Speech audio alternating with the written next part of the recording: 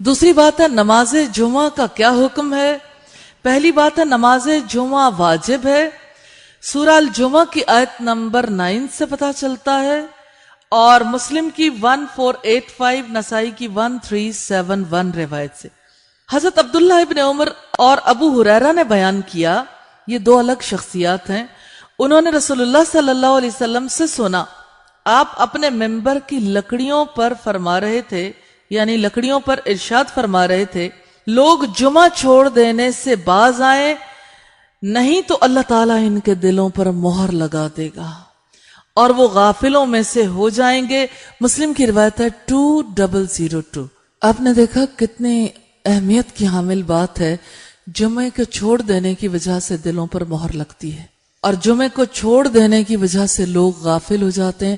اور ہمارے ہاں تو غفلت کا لفظ بڑا یعنی سہولت کے ساتھ یوز ہوتا ہے نا، تو اللہ تعالیٰ نے یہ حکم دیا ہے اپنی پاک کتاب میں، وَلَا تَكُمْ مِنَ الْغَافِلِينَ، غافلوں میں سے نہ ہو جانا۔